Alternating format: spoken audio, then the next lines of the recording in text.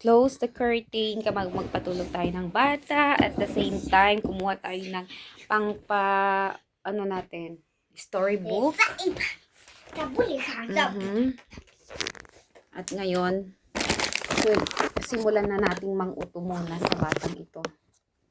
Ayan, parang ako muna ang una niyang uutuin. Siya daw muna ang magbabasa para sa akin. Yes. 4 minut. 4 minutes only. 5 минут. 4 минут. 5 минут. Пожалуйста. Juliana, говорит to papa. 5 минут. Говорит to papa or mama? Yo, папа. Oh, хорошо, ладно. Yo, мама, yo, мама. Да. So, 4 minutes, 10 minutes nakikipagtawaran pa siya ng ilang minuto bago daw siya matulog. Ganito kahirap magpatulog lalo na kapag kumain sila ng mga sweets. Hanggat maaari ayoko siyang bigyan ng sweets, pero gustong-gusto niya talaga ang sweets.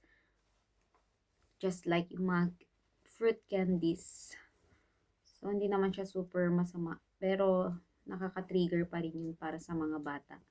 So, tip sa mga nagnanani, wag natin silang bigyan ng matatamis, lalo na kapag mga sleeping or nap time po nila. So, ayun lang guys, share natin. Kailangan matuto din tayo sa mga local language nila kasi nga, pag nagkakaintindihan kayo, basic communication is big help for them para hindi sila nahihirapan. Especially yung mga sit down, sajid, ganun, mga sleep, mga basic kind of language. Juliana, ты это все маме рассказываешь? Да, Juliana говорит только. Я? It's finished just minute. Ангелина, пожалуйста, спать, да? Залезно мечтала таким Ayan, nagsimula na siya. So, да, goodbye всё na. дело хорошо.